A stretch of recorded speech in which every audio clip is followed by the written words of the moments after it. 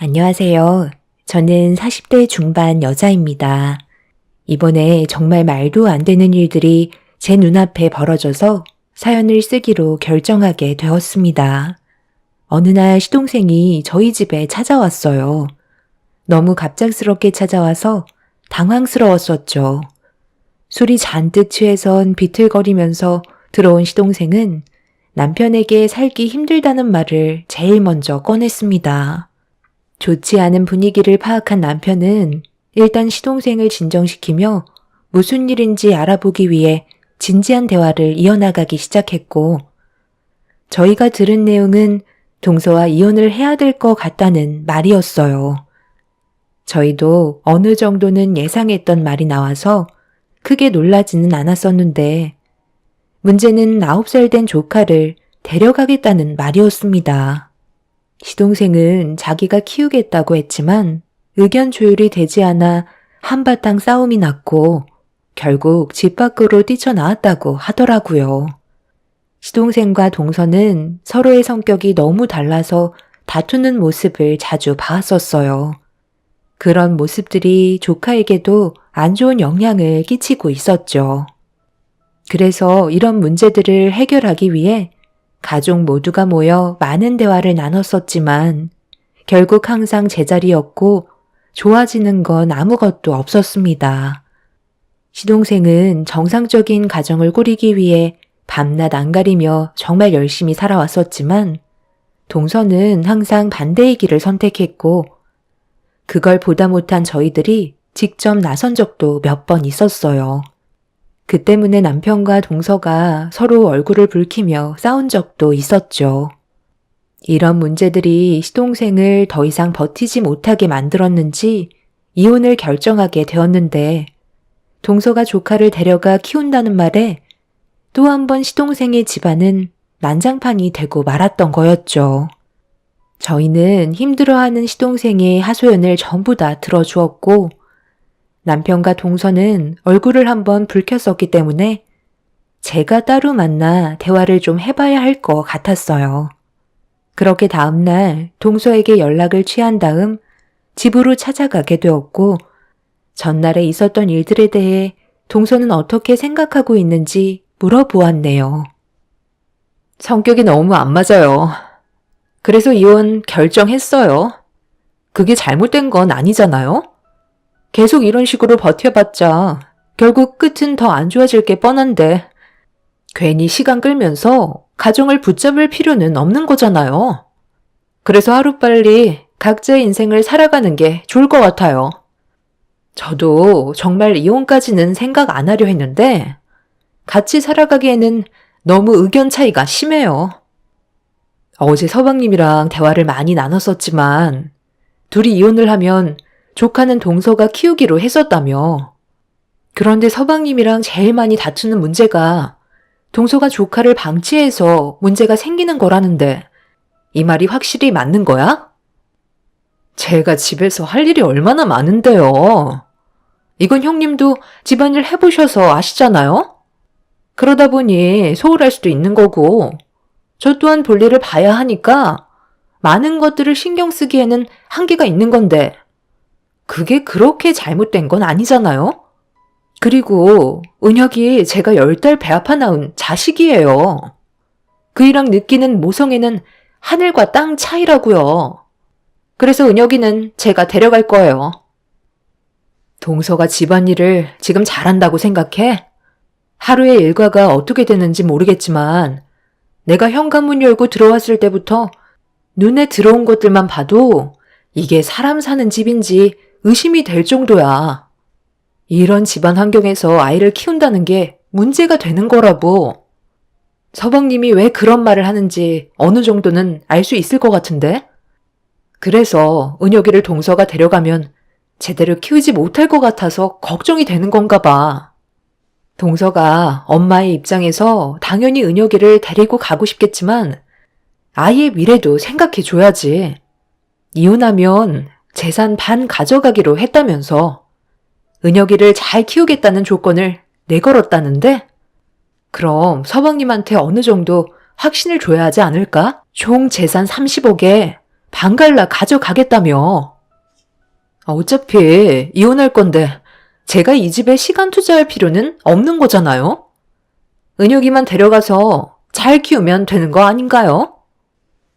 동서는 자기가 뭘 잘못하고 있는지 전혀 인지하고 있지 않았어요.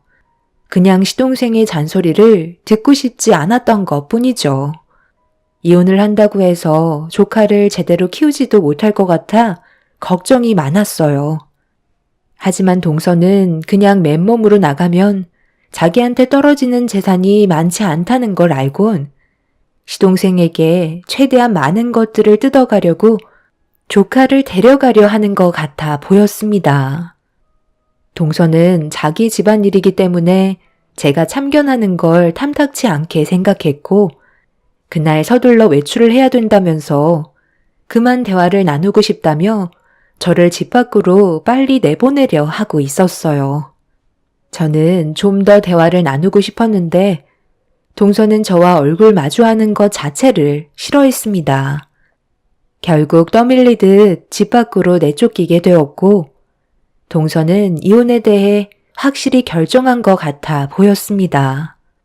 그렇게 동서는 시동생과 이혼 준비를 하게 되었고 저희 부부는 그 모습을 지켜볼 수밖에 없었어요. 얼마 뒤 둘의 결혼 생활에 종지부를 찍는 이혼 서류에 도장을 찍게 되면서 둘은 남남이 되었고 조카는 동서가 키우는 걸로 결정을 보게 되었습니다. 조카 문제로 소송까지 갈 뻔했지만 조카가 엄마 옆에 있고 싶다는 말에 시동생은 더 이상 법적 다툼을 하지 않고 원만한 합의로 모든 걸 끝냈습니다. 그렇게 동서는 30억의 재산 중에 반을 가져가게 되었고 더 이상 가족이 아니게 되었네요. 시동생은 정해진 날짜에 자기 아들을 보러 갔고 그렇게 주어진 환경에 맞게 생활을 하고 있었어요. 그래도 다행인 건 조카한테 크게 문제가 있어 보이진 않았어요. 저희 집에 가끔 왔을 때 맛있는 음식들도 많이 해주고 최대한 좋은 시간을 보낼 수 있게 노력하면서 조카에게 지금의 생활이 많이 힘들지 않냐고 물어보게 되었는데 괜찮다면서 웃어 보이고 있었습니다. 9살밖에 안 된 조카는 자신의 현실을 잘 알고 있었는지 어린 나이임에도 성숙해져 있는 상태였어요. 시부모님께서도 주말에 놀러온 손자를 이뻐해 주시면서 최대한 밝은 모습을 보여주셨죠. 정말 다행인 건 조카가 잘 지내고 있는 모습을 보고 있으니 한시름 놓였고 시동생 또한 걱정했던 것들을 어느 정도 내려놓을 수 있게 되었는지 본인 일에 좀 더 집중하게 되었네요. 그렇게 별일 없이 잘 지내는 것 같아 보였는데 어느 날 저희 가족들끼리 저녁에 외식을 하고 집으로 돌아가던 도중 차 안에서 창밖을 바라보고 있는데 순간적으로 스쳐 지나간 조카의 얼굴을 보게 되었습니다. 그런데 조카의 손을 잡고 있던 사람은 동서가 아닌 처음 본 사람이라 남편한테 급하게 차를 돌려달라고 부탁을 했고 차에서 내려 근처를 돌아다니며 조카의 얼굴을 봤던 곳을 샅샅이 뒤져봤지만 어디로 갔는지 찾을 수가 없었어요. 뭔가 느낌이 좋지 않아 동서에게 전화를 걸어봤는데 받지 않자 점점 불안해지기 시작했어요. 남편에게 제가 본 상황을 설명한 뒤에 같이 주변을 돌며 조카를 찾게 되었고 처음 본 의문의 여자가 누구인지 알아야만 했어요. 그렇게 한참 동안 조카가 사라진 근처를 돌아다녔지만 아무것도 얻지 못한 저와 남편은 결국 다시 차로 돌아가려는데 동서에게 전화가 왔네요. 아, 진짜 바빠 죽겠는데. 왜 이렇게 전화를 하시는 거예요? 제가 그렇게 한가해 보이세요? 저희 이제 남남인데 계속 귀찮게 하실 거예요? 은혁 엄마, 지금 어디야? 은혁이 좀 바꿔봐. 왜 아무 말도 못해? 내가 방금 뭘 봤는지 알아? 어떤 여자가 은혁이를 데리고 가던데? 제가 오늘 중요한 약속이 있어서 잠깐 돌봐줄 수 있는 사람 구해서 맡긴 거예요. 그게 잘못된 건 아니잖아요? 더 할 말 있으세요? 왜 이렇게 남의 일에 간섭을 하시는 거예요?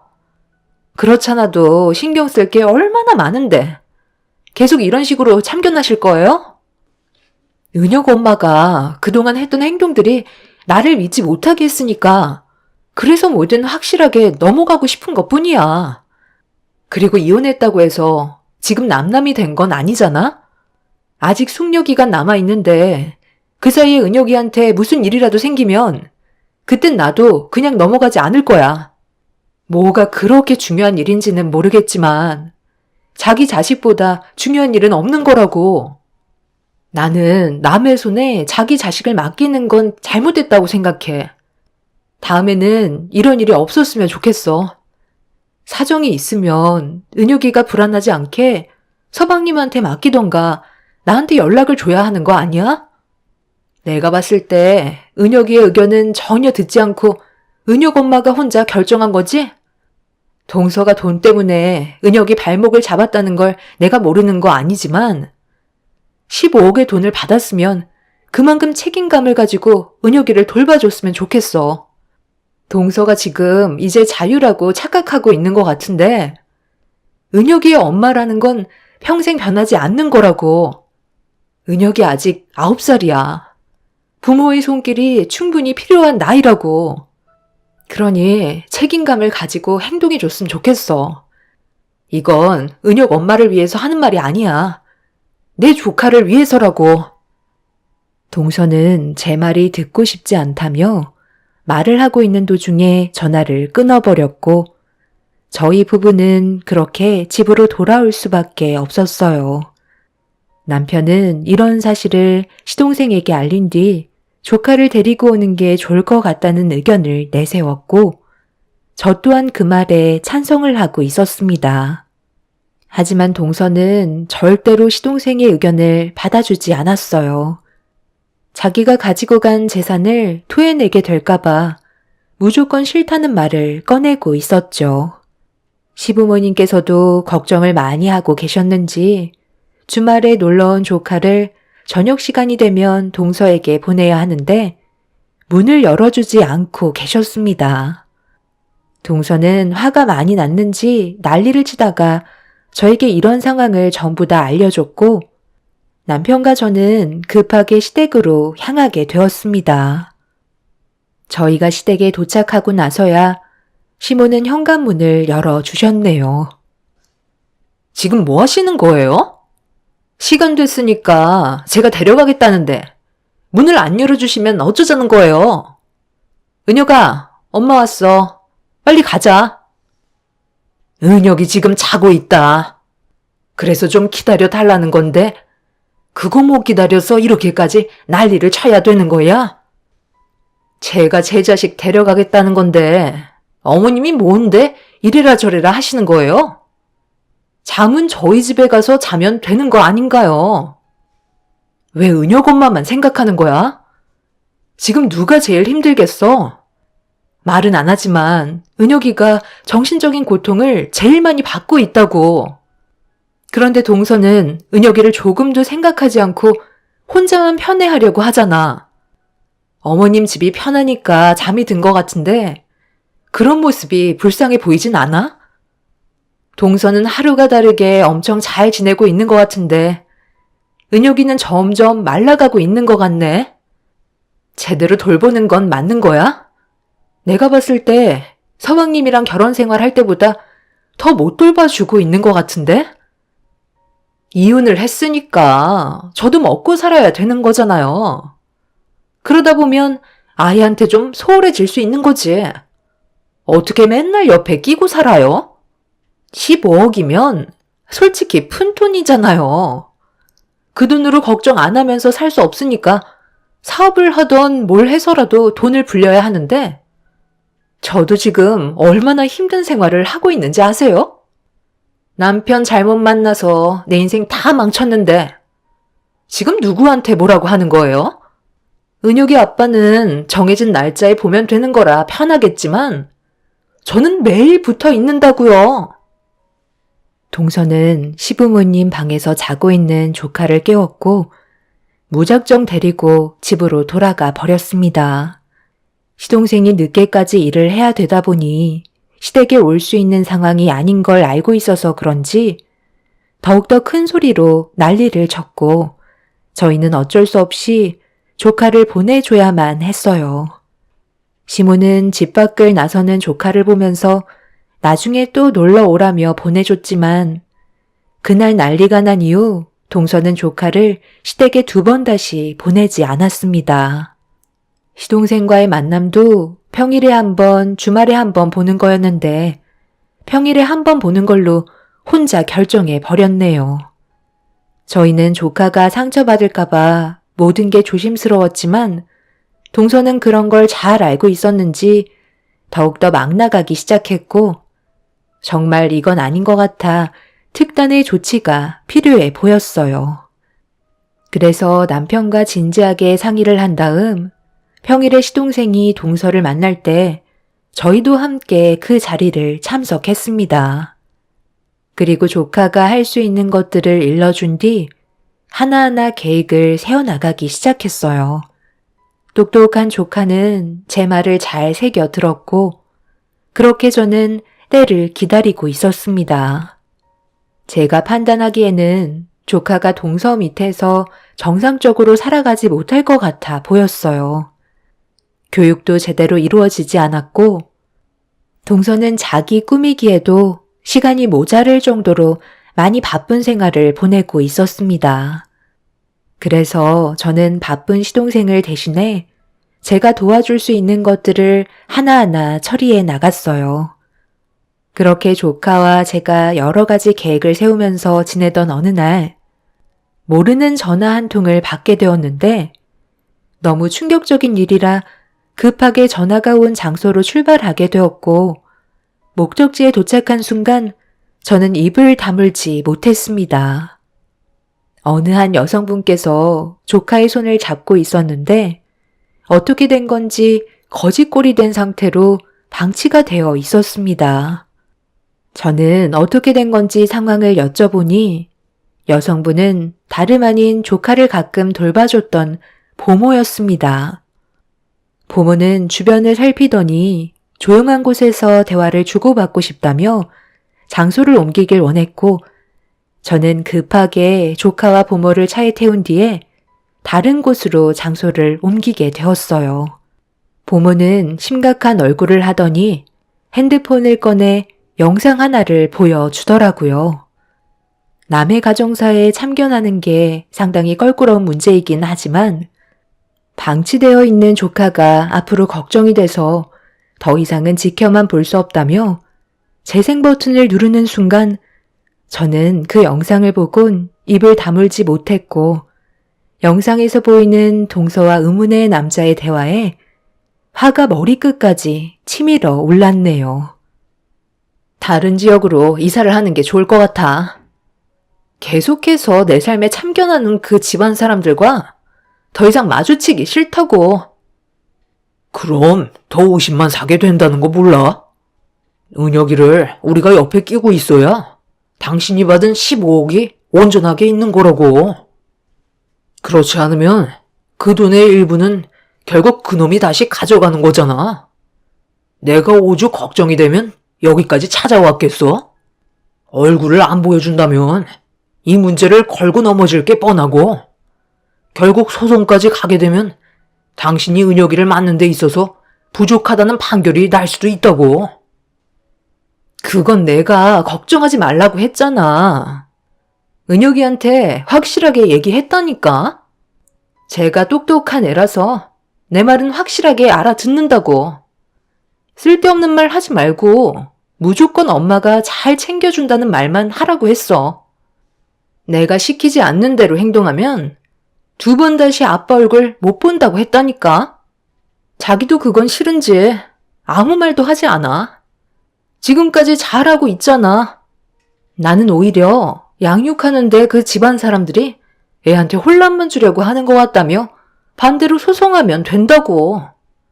나한테 함부로 할 수가 없어. 그러니까 당신 사업이나 신경 써. 앞으로 키워야 될 자식이 하나가 아니라 둘인 거 알지? 정말 다행인 건 임신 사실을 그 집안에서 알지 못한 상황에 이혼을 했다는 거야. 만약에 당신이랑 몰래 만나다가 임신까지 했다는 걸 들키기라도 했어봐.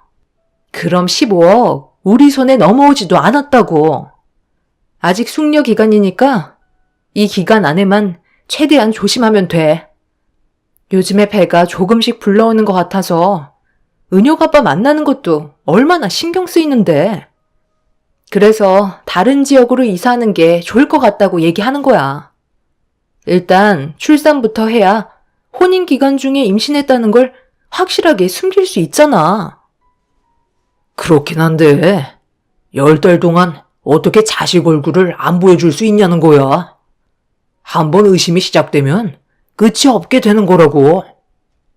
그건 걱정하지 마. 방 안에서 은혁이 재우고 있는 보모 있잖아? 저분이 대신 은혁이를 데려가면 되니까 그건 큰 문제가 안 돼. 보모는 혹시 모를 일을 대비해 동서가 의문의 남자와 대화를 주고받고 있었던 걸 전부 촬영해 놓고 있었는데 그날 동서가 만나고 있는 남자의 집안 사람들이 집으로 놀러 온다는 것 때문에 은혁이를 밖에서 놀라며 내보낸 상황이었어요. 돈 한 푼 지어주지 않은 채 밖에서 시간을 보내던 조카는 저번에 보모의 집에 찾아간 걸 기억하고 있었는지 늦은 저녁 시간에 보모 집을 찾아갔던 거였고 은혁이는 그제서야 어느 정도 긴장이 풀렸는지 제 핸드폰 번호를 기억해 보모에게 저한테 전화를 걸어달라고 부탁을 하게 되었던 거죠. 왜 아빠에게 전화를 하지 않았냐고 물어보자 걱정할까봐 전화를 하지 못했다며 저에게 도움을 받길 원하고 있었습니다. 9살밖에 안 된 아이가 생각할 수 있는 최선이었고 저는 그런 조카를 껴안으며 위로해 주었어요. 저는 보모에게 영상의 증거물을 건네받은 뒤 헤어지게 되었고 조카를 저희 부모님께 잠시 맡겼습니다. 그리곤 시댁 집안 식구들을 전부 다 불러 모아 동서의 집안으로 쳐들어가게 되었네요. 동네가 떠나갈 정도로 제가 문을 두드리자 동서가 당황한 듯 급하게 혼자 나왔고 나중에 다시 얘기하자며 돌아가달라고 저희 가족에게 부탁을 하는 순간 시동생은 동서의 뺨에 손을 올려붙이고 말았습니다. 동서가 고래고래 소리를 지르며 난리를 치자 현관문이 열리더니 보모에게 받았던 영상 속의 남자가 문을 박차고 밖으로 나왔어요. 결국 그 남자와 시동생은 몸싸움이 벌어졌고 서로 막말을 주고받기 시작했는데 시모가 동서의 머리채를 잡으며 집 안으로 밀치셨어요. 그렇게 저희 가족 전부는 동서의 집으로 들어가게 되었고 그 안에는 동서와 만나고 있던 남자의 부모도 함께 자리를 하고 있었습니다. 지금 이게 뭐 하는 짓이에요? 남의 집에 함부로 들어오는 건 처벌받는 거 몰라요? 당장 우리 집에서 나가주세요. 너 지금 은혁이 어디 갔어? 네가 그러고도 엄마야? 어떻게 은혁이를 집 밖에 방치할 수가 있는 거야? 그게 무슨 말이야. 잠깐 식사 모임이 있어서 밖에서 놀라고 했던 것 뿐이라고. 그게 잘못된 건 아니잖아? 확실히 잘못된 거지. 남의 식구는 중요하고 자기 자식은 내팽개쳐도 된다는 거야? 네가 여기서 깔깔거리면서 음식을 먹고 분위기를 즐기고 있을 때 은혁이는 얼마나 힘들었을지 생각 안 해봤어? 중고등학생도 아니고 이제 9살밖에 안 된 애를 밖에서 놀라고 늦은 시간까지 방치하는 게 말이 된다고 생각해? 그리고 이거 뭐야? 네가 이러고도 사람이야? 제가 부모에게 받은 영상을 그 자리에서 재생시켰고 모든 내용이 담긴 진실이 드러나게 되자 동서와 옆에 있던 남자의 얼굴 안색은 순식간에 사색이 되고 말았습니다. 시동생은 동서 옆에 있던 남자의 얼굴에 손을 날렸고 동서는 뭐가 잘못됐냐며 오히려 큰 소리치고 있었어요. 저는 아직 또 하나 남아있는 증거물이 있다며 동서를 밀친 뒤에 조카가 생활하던 방을 찾아 열었습니다. 그리고 조카가 동서한테 급하게 내쫓기면서 가지고 나오지 못한 숨겨놓은 핸드폰을 찾기 시작했어요. 동서는 남의 집에 들어와서 물건까지 뒤지냐며 고소하겠다고 했지만 제 귀에는 아무 말도 들어오지 않았네요.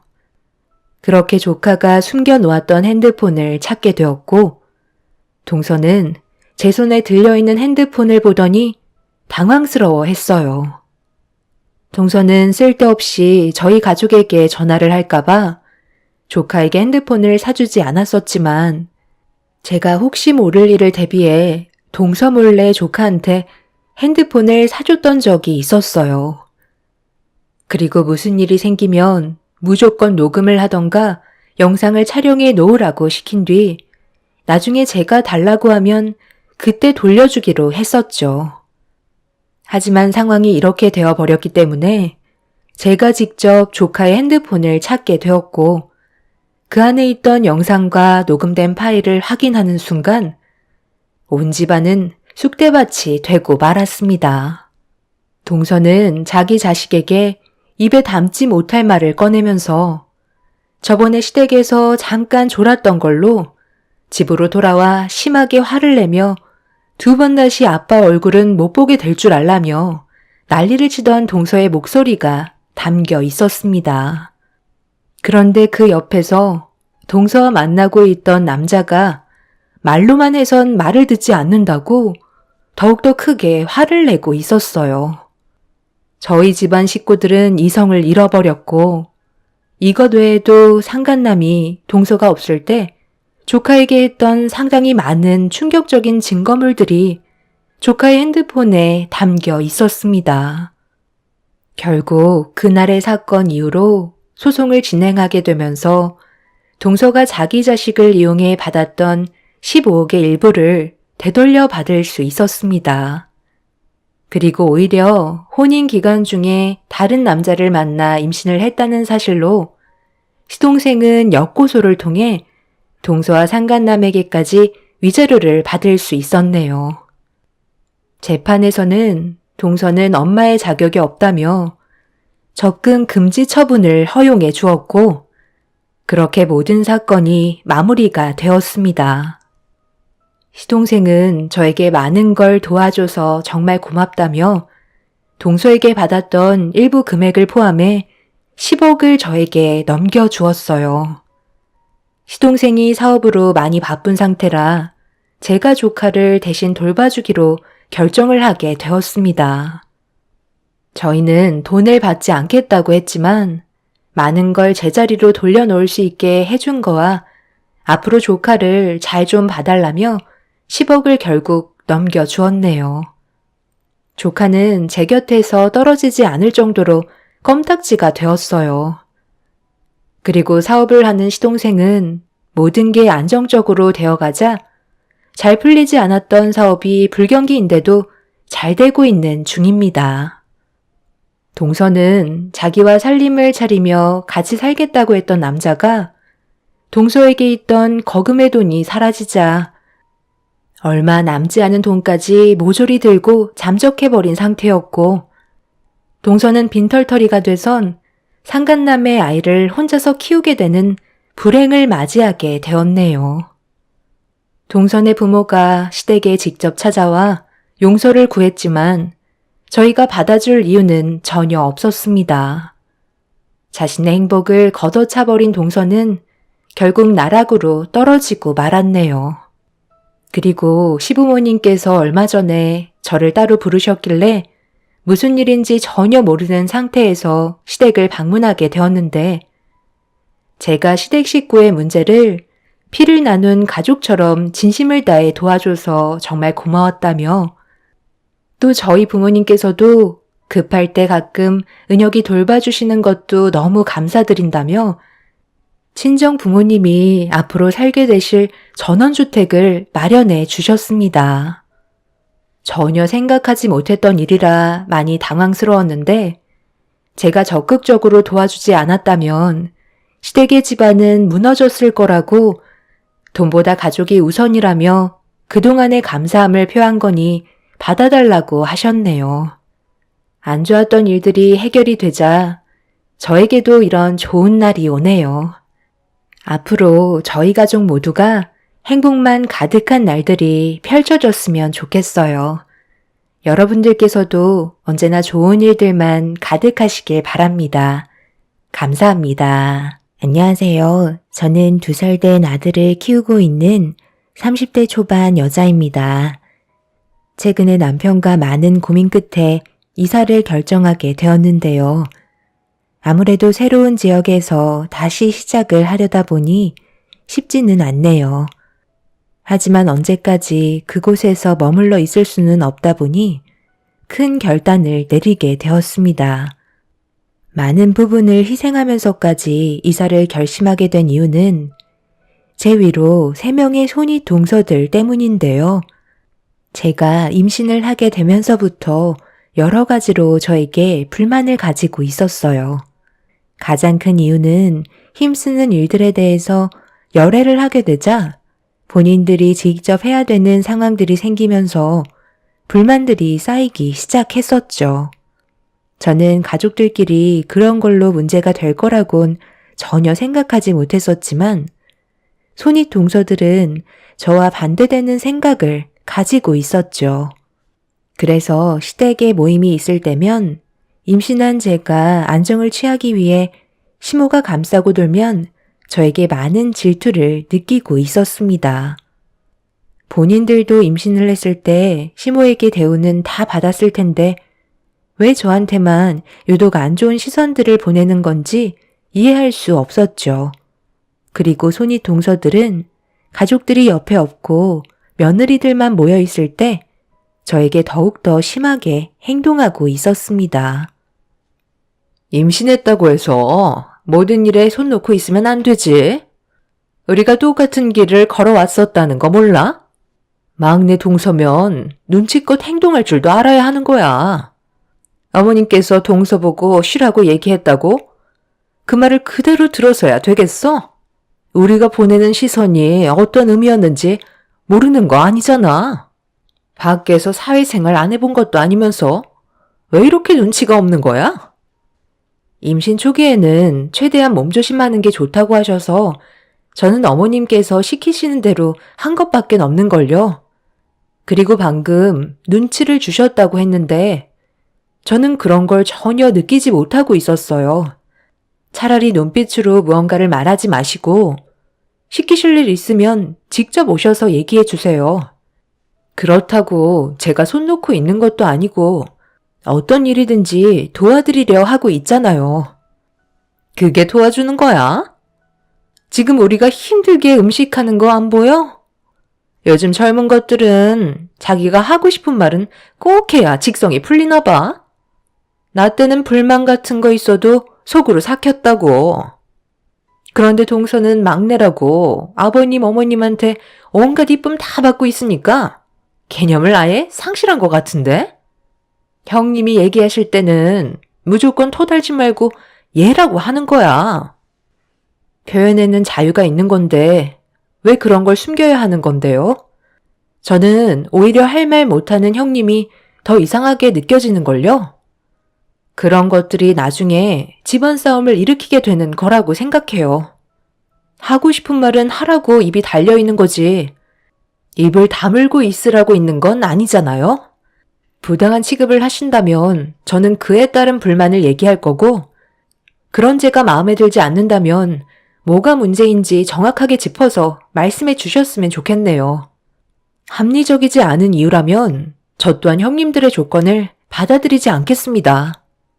요즘 시대가 조선시대도 아닌데 무조건 얘라고 말만 듣길 원하시는 건 아니죠? 형님들은 어이가 없다는 듯이 저를 위아래로 쳐다보고 있었어요. 저 또한 할 말이 정말 많았지만 시부모님 앞에서 언성을 높이며 얼굴을 붉히고 싶지 않았습니다. 무조건 시댁 집안의 막내 며느리로 들어왔다 해서 먼저 고개를 숙이면서 형님들한테 굽신거리는 건 제 성격이 아니었어요. 그리고 막내라고 기선제압을 하려는 건지 저를 말로 휘두르려 하는 모습들이 정말 보기 안 좋게 느껴지고 있었죠. 시댁에 먼저 들어온 사람들일수록 그에 따른 모범이 되어야 되는 건데 오히려 어떻게 하면 저를 발밑에 두고 부려먹을 수 있을지 고민들을 하고 있는 게 너무 어이가 없었습니다.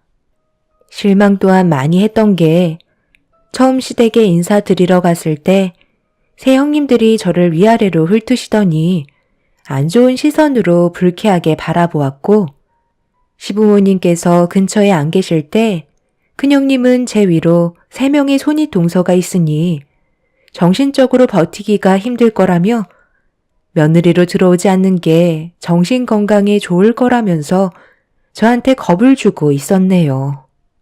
초면에 그런 말을 한다는 자체가 문제였지만 저는 형님들을 보고 결혼을 하는 게 아닌 남편 하나 보고 시집을 오는 거기 때문에 별로 신경 쓰지 않았고 그 말을 무시해 버렸습니다. 결혼을 하게 되면 분명 텃세를 부릴 거라는 걸 예상했고 이미 마음의 준비를 하고 있었어요. 손윗 동서들의 기가 상당히 세다는 걸 인사드리러 갔을 때부터 알 수 있었죠. 그렇게 남편과 결혼을 하고 제가 두 눈으로 목격한 건 아주버님들이 잡혀 살고 있었다는 게 문제였어요. 새 형님들이 집안을 휘두르며 서로 똘똘 뭉쳐서는 아주버님들이 길을 펴지 못하게 잡고 살고 있다는 걸 알 수 있었습니다. 시부모님께서 그런 걸 모르는 건 아니었지만 새 형님들이 워낙 뭉쳐서 행동하다 보니까 시부모님도 눈치만 보고 계셨죠. 하지만 저는 형님들의 성격과 반대되는 행동을 보이면서 원하는 대로 제가 따르지 않게 되자 그런 것들을 상당히 불쾌하게 생각하고 있었습니다. 손윗 동서들이 저를 잡아먹을 것도 아니기 때문에 두려울 게 없었고 제 옆에는 남편과 시부모님께서 지켜주신다는 걸 믿고 있었습니다. 그런 걸 새 형님들도 이미 눈치를 채고 있었죠.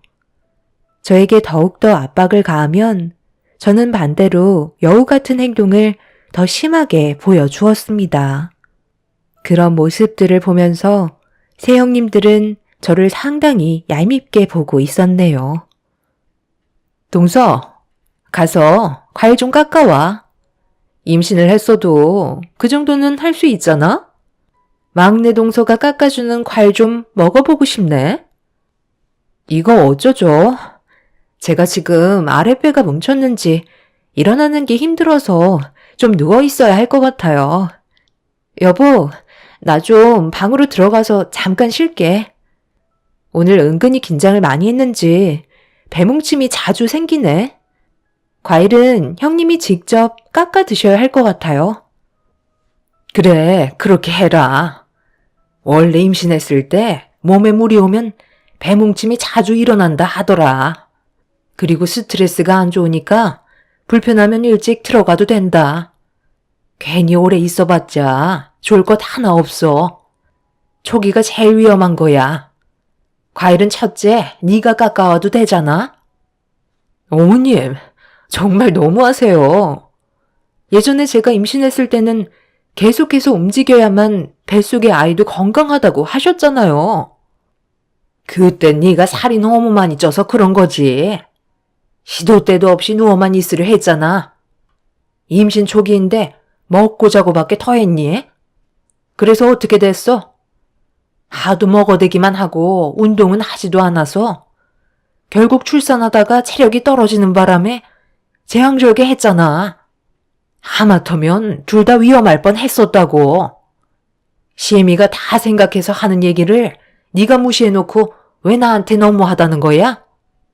막내 며느리는 원래부터 몸이 약하다고 했으니까 최대한 조심시키려는 건데 그게 그렇게 마음에 안 드는 거니? 어머님이 속고 계시는 거예요. 괜히 가일 깎고 싶지 않아서 저러는 거라니까요. 막내 동서가 얼마나 여우 같은데요. 너도 만만치 않았어. 우리 집에 며느리로 들어왔을 때 생각 안 나? 온갖 꾀병 다 부리면서 집안 행사에는 최대한 늦게 도착해선 손가락 하나 까딱하지 않으려고 온갖 잔머리는 다 부려놓고 그것 때문에 큰며느리랑 아마 대판 싸웠었지. 지금은 서로 똘똘 뭉쳐서 지내긴 하지만 예전에는 폭풍이 한번 휘몰아친 적도 있잖아. 내가 말은 안 했지만 너희들 하는 거 보면 초등학생 수준보다 못했었다. 이래도 막내 며느리한테만 문제 있다고 얘기할 거니?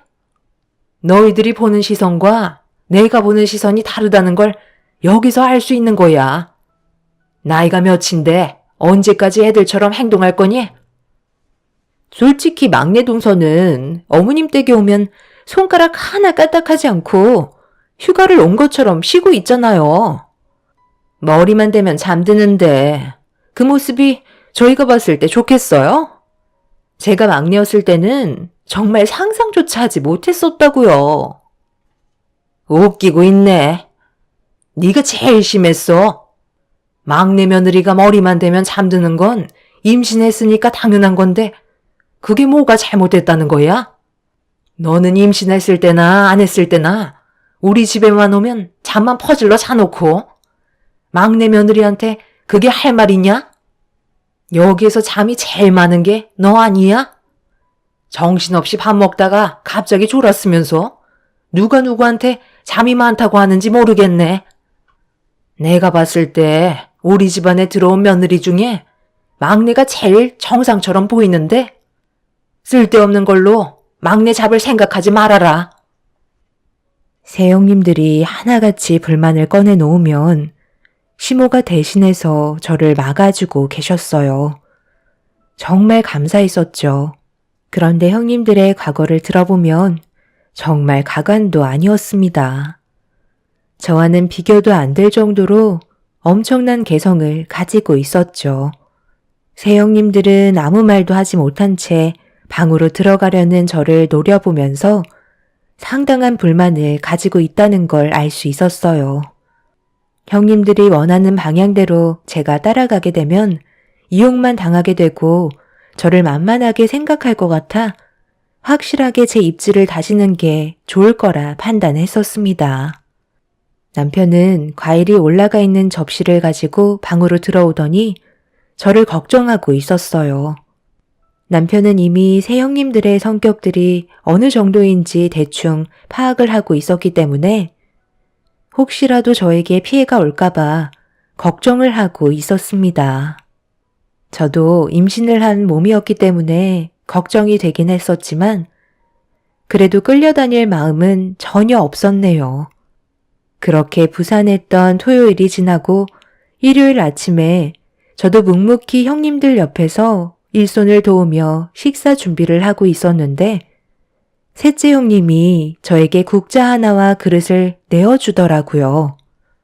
그리곤 뒷마당에 가서 된장 좀 퍼오라고 시켰죠. 그 정도는 어려운 게 아니었고 식사 준비를 하고 있었기 때문에 아무 말 없이 뒷마당으로 가서 된장이 들어있는 장독을 열려고 한 순간 미끄러지면서 발목을 삐끗하는 사고가 발생이 되었습니다. 바닥을 자세히 보니 무언가 알 수 없는 미끄러운 게 바닥에 묻어 있었어요. 냄새를 맡아보는 순간 기름이라는 걸 알 수 있었고 제가 힘겹게 일어나 현관문을 열고 들어가자 넘어지면서 흙투성이가 된 모습을 마주하게 된 남편이 어떻게 된 거냐며 경악을 하고 있었습니다. 이미 발목은 심하게 부어있는 상태였고 당장 병원으로 가봐야겠다며 저를 급하게 업었는데 주방에서 새 형님들이 저를 째려보면서 아주 얄미운 미소를 띠고 있더라고요. 그때 확실하게 알 수 있었고 시부모님께서는 저와 뱃속의 아이를 걱정하고 계셨습니다. 그렇게 남편의 도움으로 병원에 도착해서 치료를 받게 되었는데요. 다행히 뼈에는 이상이 없고 인대가 늘어나서 한동안 깁스를 해야 되는 상태였습니다. 그렇게 다시 시댁으로 돌아왔는데 발목에 깁스를 한 모습을 본 시부모님께서는 걱정을 많이 하셨지만 새 형님들은 달랐습니다. 그러니까 항상 조심해야지. 임신했다는 걸 착각이라도 했던 거야? 어떻게 거기에서 넘어질 수가 있는 거지? 제가 일부러 넘어졌다는 건가요? 셋째 형님이 된장 좀 퍼오라고 시켰잖아요. 그런데 장독대 앞에 기름칠이 칠해져 있었다고요. 어머, 그래서 지금 그걸 내 탓으로 돌리는 거야? 그런 건 동서가 조심했어야지. 괜히 일하기 싫어서 핑계 대는 건 아니고? 그렇잖아도 내가 가봤는데 넘어질 만한 건 아무것도 없던데? 된장 좀 퍼오라는 게 그렇게 싫었어? 이참에 일부러 넘어져서 앞으로 손가락 하나 까딱하지 않겠다는 거잖아. 동서가 말했던 기름은 조금도 찾아볼 수가 없던데? 내 말이 틀렸으면 가서 직접 확인해 보라고. 어머님, 막내 동서가 임신 핑계론 한계가 있으니까 일부러 발목까지 접질린 거라고요. 혹시 알아요? 발목 접질린 것도 거짓일지도 모르죠. 서방님이랑 둘이서 짜고 친 연기인지 우리가 알 수 없는 거잖아요. 저는 셋째 형님의 말에 너무 어이가 없어서 남편에게 당장 뒷마당으로 가달라고 부탁했어요. 그렇게 온 가족 모두가 뒷마당으로 가게 되었는데 장독 앞에는 충격적이게도 바닥에 기름칠은 전혀 되어 있지 않았고 조금도 미끄러질 수 없이 깨끗하게 되어 있었습니다. 분명 새 형님들이 바닥에 묻어있던 기름을 지웠다는 걸 저는 확실하게 알 수 있었죠. 셋째 형님은 더욱더 큰 소리치면서 자기를 이상한 사람으로 몰아갔다며 그동안 저에게 쌓였던 불만들을 한꺼번에 쏟아내기 시작했어요. 당연히 남편과 시부모님은 저를 믿어주셨지만 새 형님들은 계속해서 저를 압박해 나가고 있었죠. 어머님, 이래도 막내 동서 편만 들어주실 거예요? 이거 봐봐요. 얼마나 여우 같은 짓을 하고 있어요. 제가 봤을 때 동서를 계속해서 이런 식으로 풀어주면 나중에는 저희 머리 위로 기어오를 거라니까요. 확실하게 혼 좀 내주세요. 제가 왜 이런 걸로 쓸데없이 거짓말을 하겠어요.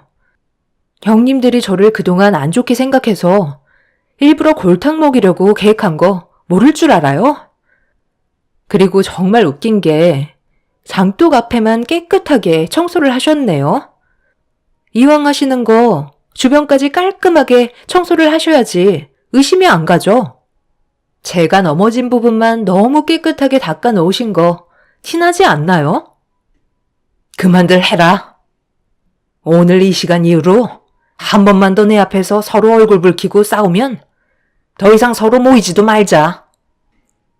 새 형님들은 저를 잡아먹을 듯이 무서울 정도로 노려보고 있었고 저 또한 그런 형님들한테 절대 밀리지 않았습니다. 만약 앞으로 넘어졌다면 뱃속에 있던 아이까지 위험해질 수도 있는 상황이었기 때문에 저는 새 형님이 저에게 했던 행동들에 대해 절대 그냥 넘어갈 생각은 없었네요. 결국 그날은 더 이상 서로 얼굴을 마주보고 있는 자체가 너무 스트레스 받아서 남편과 저는 일찍 집으로 들어와 버렸습니다. 남편은 앞으로 또 이런 일이 발생될까봐 걱정을 하고 있었지만 저는 받은 만큼 돌려줘야 직성이 풀리는 성격이라 많은 고민에 빠지게 되었습니다.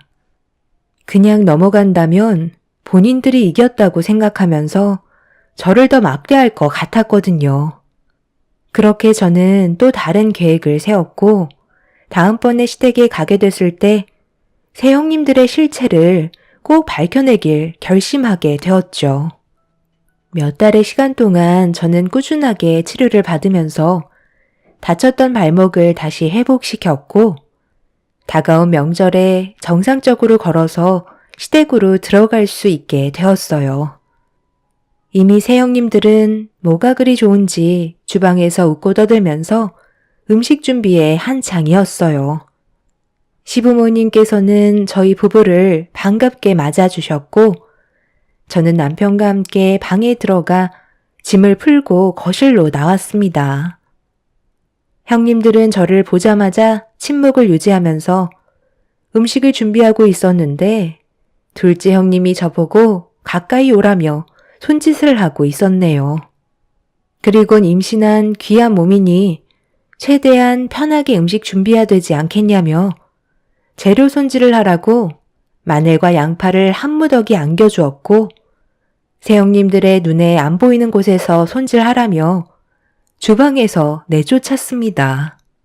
거기까지는 참을만 했어요. 몇 달 만에 시댁에 온 거기 때문에 들어오자마자 얼굴 붉히고 싶지 않았습니다.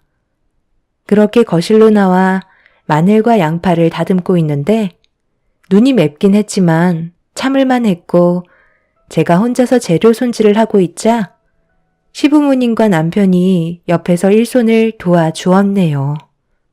그런데 그 모습을 보고 있던 첫째 형님이 뭐가 또 불만인지 시모께 재료 손질 도와주었다고 짜증 섞인 목소리로 시모한테 화를 내기 시작했어요. 하지만 시모는 아무런 반응도 하지 않고 묵묵히 재료 손질을 하셨네요. 첫째 형님은 저를 도와주고 있다는 걸 마음에 들어하지 않았는지 계속해서 궁시렁거리며 형님들과 험담을 하고 있었습니다. 안 좋은 말들이 거실에까지 들려오자 남편이 참다 못했는지 자리에서 일어나 주방으로 들어가려 하길래 남편의 손을 잡으며 일단 참으라고 신호를 주었습니다. 시부모님께서는 한 가족이 되었으면 서로 헐뜯지 말고 잘 지내야 하는데 어떻게 다들 똑같을 수 있는지 이해할 수 없다며 저를 보면서 고생이 많다고 한숨을 쉬셨습니다. 그렇게 또다시 시작된 안 좋은 감정들을 가지고 설 명절을 보내고 있는데 모두가 한자리에 앉아 얼굴을 마주보며 식사를 하고 있던 그때 밥상 앞에서 셋째 형님의 한마디가 엄청난 파장을 불러 일으켰습니다. 어머님, 이제 막내 동서도 안정기에 접어들었으니까 일 좀 시켜도 되죠? 그때는 최대한 안정을 취해야 된다고 하셨는데 지금은 그렇게 하지 않아도 되잖아요. 저 임신했을 때 이 정도까지는 아니었다고요. 오늘은 동서도 똑같이 일을 시켜야 되겠어요. 그리고 어머님이 동서를 너무 감싸고 돌수록 저희는 어머님한테도 안 좋은 감정이 생길 수밖에 없다고요. 너희들은 왜 막내 며느리를 못 잡아먹어서 한달인 거야? 텃세 부리는 것도 정도껏 해야지. 언제까지 이런 식으로 나올 건데? 지금까지 버릇없이 했던 행동들에 대해 전부 머리 숙여 사과하고, 그리고 우리가 시키는 거 토달지 않고 무조건 받아들여야 평화가 찾아올 것 같은데요? 생각해보세요. 저희는 셋이서 똘똘 뭉쳐 지내는데 막내 동서만 차별을 한다는 건 그만큼 저희와 동서 사이에 문제가 있다는 거 아닐까요? 어느 쪽이 잘못된 것 같으세요? 동서가 저희 집 식구가 되기 전에는 어땠는데요? 평화롭지 않았나요? 그런데 지금 집안 꼴을 보세요. 동서 하나 잘못 들어와서 집안이 말이 아니에요. 스트레스는 또 얼마나 많이 받는 줄 아세요? 어머님이 확실하게 중심을 잡고 막내 동서를 잡아주셔야 저희가 교육을 똑바로 시킬 수 있는 거라고요. 계속 이런 식으로 갈 건 아니죠? 누가 더 많은 피해를 볼 것 같으세요? 제가 봤을 때 저만 정상이고 형님들이 비정상 같은데요. 그 말에 책임들 질 수 있으세요? 뭘 믿고 그리 자신만만하신 거예요? 어머, 동서, 지금 말 다 했어? 어디서 형편없는 집안이 굴러 들어와 놓고 지금 우리 보고 비정상이라는 말이 나와?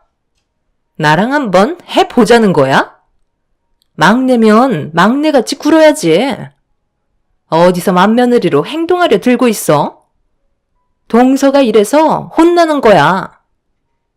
셋째 형님은 시부모님 보는 앞에서 자기 앞에 있던 국그릇을 제 얼굴에 던져 부어버렸어요. 다행히 대화를 주고받는 동안 어느 정도 식었는지 크게 뜨거운 건 아니었지만 저희 엄마가 명절날 시댁에 인사드릴 때 입고 가라고 사주셨던 인부복이 전부 다 망쳐버리자 더 이상 새형님들을 사람으로 상대하는 건 안 될 것 같아 숟가락을 든 뒤 새형님들한테 나이를 먹었으면 어른답게 행동 좀 하라고 한 대씩 쥐어 막으려는 순간 시모가 제 숟가락을 뺏으시더니 직접 형님들을 훈계하셨네요.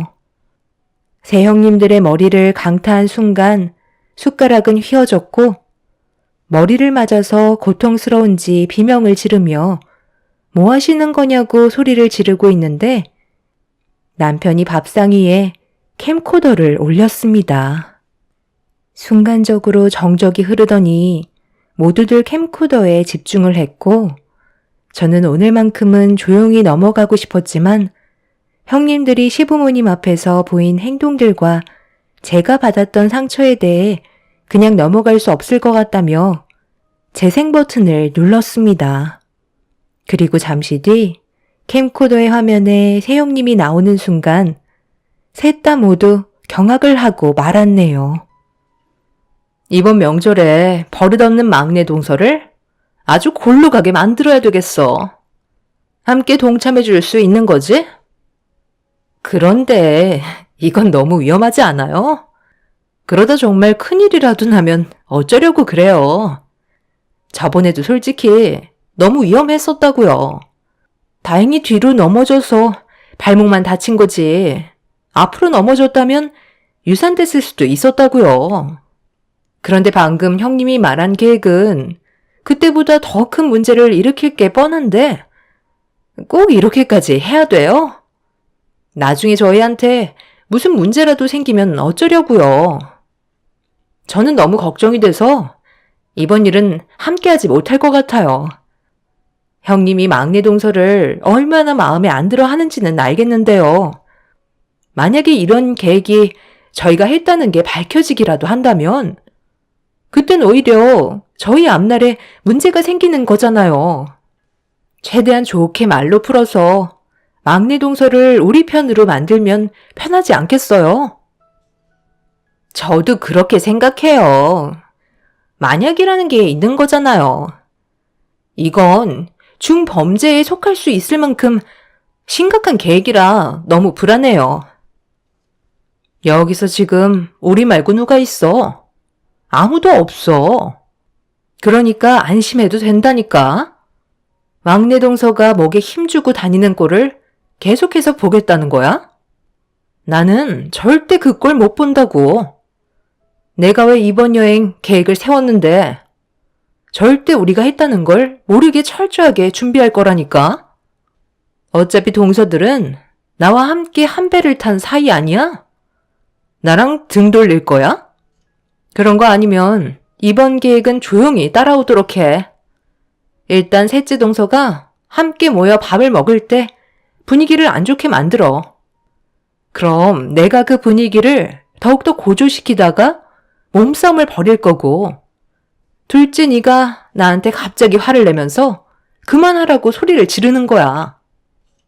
그 다음에 동서를 데리고 바람 좀 쐬고 오겠다면서 밖으로 나가서 뒷마당 산책길로 함께 걸어가. 최대한 긴장을 풀어줄 수 있는 말들로 상황을 만들어 가다가 내가 설치해두었던 목적지까지 끌고 가는 거야. 그리고 막내 동서가 그걸 밟는 순간 우리의 계획은 마무리가 되는 거라고. 엄청난 고통이 뒤따르겠지만 증거도 없을 뿐더러 느낌적으로만 인지하고 있겠지. 결국 알아서 고개를 숙이게 될 거고 앞으로 저런 꼴도 보기 싫은 모습은 두 번 다시 안 봐도 되는 거라고. 시부모님은 새 동서의 계획에 엄청난 충격을 받게 되셨고, 말도 안 되는 일들이 눈앞에 펼쳐지려는 준비를 하고 있었다는 거에 입을 다물지 못하고 계셨어요. 그런데 갑자기 첫째 형님이 손을 부들부들 떨더니 옆에 앉아있던 큰 시숙의 뺨에 손을 올려 붙였습니다. 둘째, 셋째 형님은 그 자리에 털썩 주저앉았고, 첫째 형님은 큰 시숙한테 어떻게 된 거냐며 소리치고 있었네요.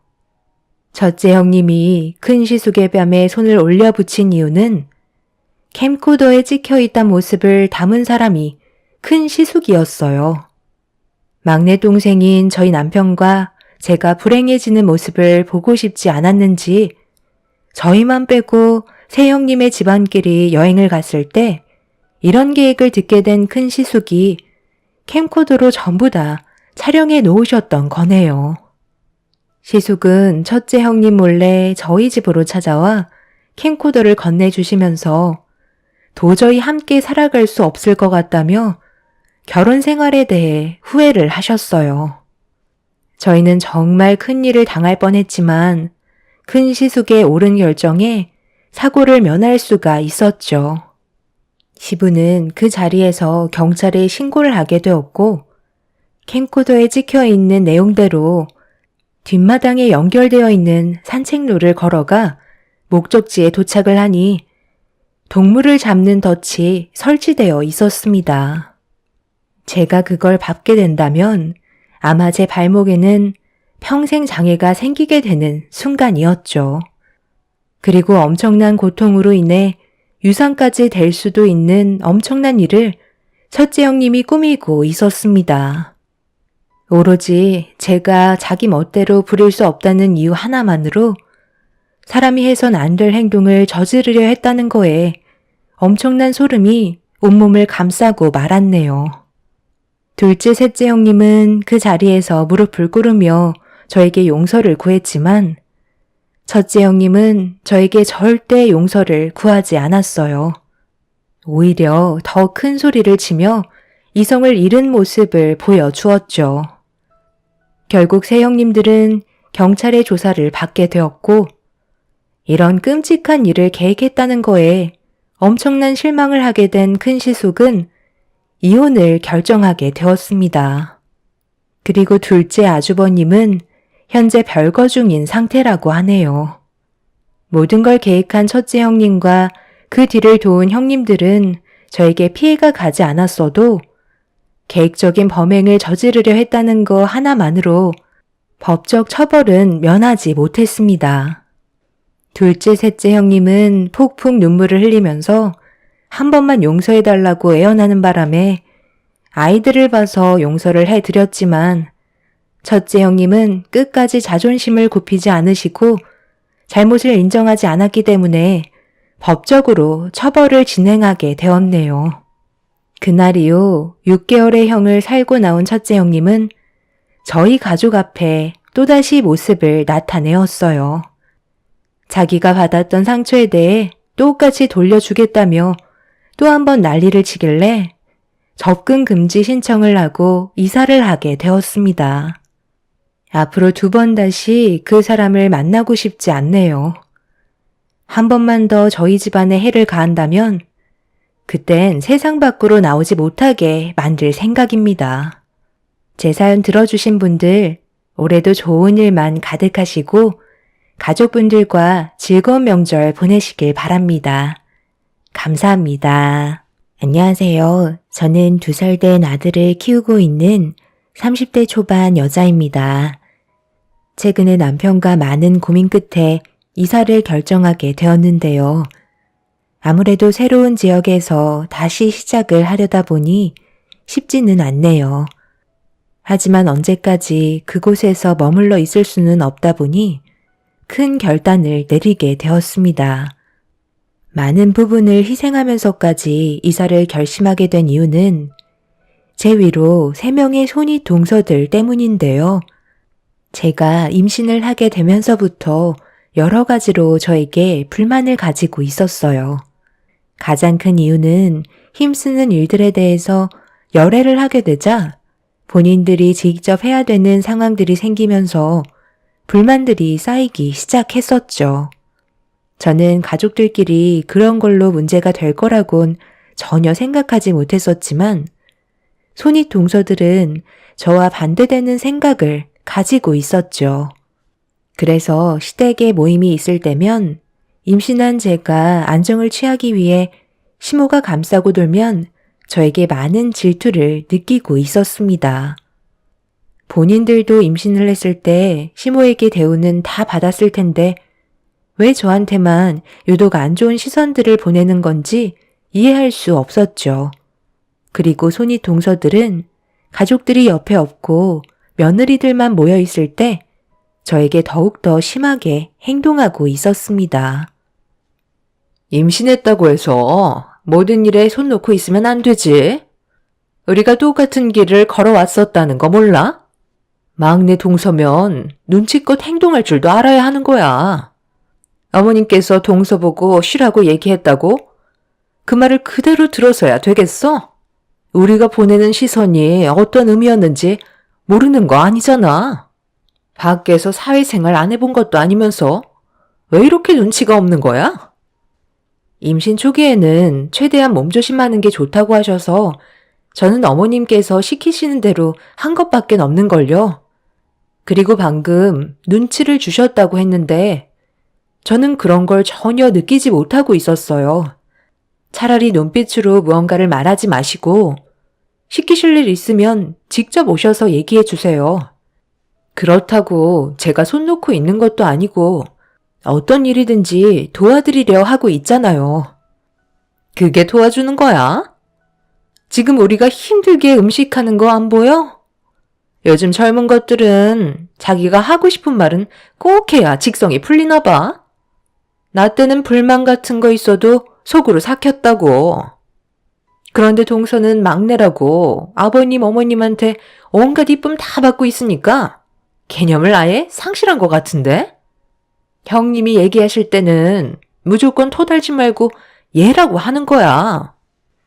표현에는 자유가 있는 건데 왜 그런 걸 숨겨야 하는 건데요? 저는 오히려 할 말 못하는 형님이 더 이상하게 느껴지는걸요? 그런 것들이 나중에 집안 싸움을 일으키게 되는 거라고 생각해요. 하고 싶은 말은 하라고 입이 달려있는 거지. 입을 다물고 있으라고 있는 건 아니잖아요? 부당한 취급을 하신다면 저는 그에 따른 불만을 얘기할 거고 그런 제가 마음에 들지 않는다면 뭐가 문제인지 정확하게 짚어서 말씀해 주셨으면 좋겠네요. 합리적이지 않은 이유라면 저 또한 형님들의 조건을 받아들이지 않겠습니다. 요즘 시대가 조선시대도 아닌데 무조건 얘라고 말만 듣길 원하시는 건 아니죠? 형님들은 어이가 없다는 듯이 저를 위아래로 쳐다보고 있었어요. 저 또한 할 말이 정말 많았지만 시부모님 앞에서 언성을 높이며 얼굴을 붉히고 싶지 않았습니다. 무조건 시댁 집안의 막내 며느리로 들어왔다 해서 먼저 고개를 숙이면서 형님들한테 굽신거리는 건 제 성격이 아니었어요. 그리고 막내라고 기선제압을 하려는 건지 저를 말로 휘두르려 하는 모습들이 정말 보기 안 좋게 느껴지고 있었죠. 시댁에 먼저 들어온 사람들일수록 그에 따른 모범이 되어야 되는 건데 오히려 어떻게 하면 저를 발밑에 두고 부려먹을 수 있을지 고민들을 하고 있는 게 너무 어이가 없었습니다. 실망 또한 많이 했던 게 처음 시댁에 인사드리러 갔을 때 새 형님들이 저를 위아래로 훑으시더니 안 좋은 시선으로 불쾌하게 바라보았고 시부모님께서 근처에 안 계실 때 큰형님은 제 위로 3명의 손윗 동서가 있으니 정신적으로 버티기가 힘들 거라며 며느리로 들어오지 않는 게 정신 건강에 좋을 거라면서 저한테 겁을 주고 있었네요. 초면에 그런 말을 한다는 자체가 문제였지만 저는 형님들을 보고 결혼을 하는 게 아닌 남편 하나 보고 시집을 오는 거기 때문에 별로 신경 쓰지 않았고 그 말을 무시해 버렸습니다. 결혼을 하게 되면 분명 텃세를 부릴 거라는 걸 예상했고 이미 마음의 준비를 하고 있었어요. 손윗 동서들의 기가 상당히 세다는 걸 인사드리러 갔을 때부터 알 수 있었죠. 그렇게 남편과 결혼을 하고 제가 두 눈으로 목격한 건 아주버님들이 잡혀 살고 있었다는 게 문제였어요. 세 형님들이 집안을 휘두르며 서로 똘똘 뭉쳐서는 아주버님들이 길을 펴지 못하게 잡고 살고 있다는 걸 알 수 있었습니다. 시부모님께서 그런 걸 모르는 건 아니었지만 세 형님들이 워낙 뭉쳐서 행동하다 보니까 시부모님도 눈치만 보고 계셨죠. 하지만 저는 형님들의 성격과 반대되는 행동을 보이면서 원하는 대로 제가 따르지 않게 되자 그런 것들을 상당히 불쾌하게 생각하고 있었습니다. 손윗 동서들이 저를 잡아먹을 것도 아니기 때문에 두려울 게 없었고 제 옆에는 남편과 시부모님께서 지켜주신다는 걸 믿고 있었습니다. 그런 걸 새 형님들도 이미 눈치를 채고 있었죠. 저에게 더욱더 압박을 가하면 저는 반대로 여우 같은 행동을 더 심하게 보여주었습니다. 그런 모습들을 보면서 새 형님들은 저를 상당히 얄밉게 보고 있었네요. 동서, 가서 과일 좀 깎아와. 임신을 했어도 그 정도는 할 수 있잖아? 막내 동서가 깎아주는 과일 좀 먹어보고 싶네. 이거 어쩌죠? 제가 지금 아랫배가 뭉쳤는지 일어나는 게 힘들어서 좀 누워 있어야 할 것 같아요. 여보, 나 좀 방으로 들어가서 잠깐 쉴게. 오늘 은근히 긴장을 많이 했는지 배뭉침이 자주 생기네. 과일은 형님이 직접 깎아 드셔야 할 것 같아요. 그래, 그렇게 해라. 원래 임신했을 때 몸에 물이 오면 배뭉침이 자주 일어난다 하더라. 그리고 스트레스가 안 좋으니까 불편하면 일찍 들어가도 된다. 괜히 오래 있어봤자 좋을 것 하나 없어. 초기가 제일 위험한 거야. 과일은 첫째 네가 깎아와도 되잖아. 어머님, 정말 너무하세요. 예전에 제가 임신했을 때는 계속해서 움직여야만 뱃속의 아이도 건강하다고 하셨잖아요. 그때 네가 살이 너무 많이 쪄서 그런 거지. 시도 때도 없이 누워만 있으려 했잖아. 임신 초기인데 먹고 자고밖에 더 했니? 그래서 어떻게 됐어? 하도 먹어대기만 하고 운동은 하지도 않아서 결국 출산하다가 체력이 떨어지는 바람에 재앙절개 했잖아. 하마터면 둘 다 위험할 뻔 했었다고. 시애미가 다 생각해서 하는 얘기를 네가 무시해놓고 왜 나한테 너무하다는 거야? 막내 며느리는 원래부터 몸이 약하다고 했으니까 최대한 조심시키려는 건데 그게 그렇게 마음에 안 드는 거니? 어머님이 속고 계시는 거예요. 괜히 과일 깎고 싶지 않아서 저러는 거라니까요. 막내 동서가 얼마나 여우 같은데요. 너도 만만치 않았어. 우리 집에 며느리로 들어왔을 때 생각 안 나?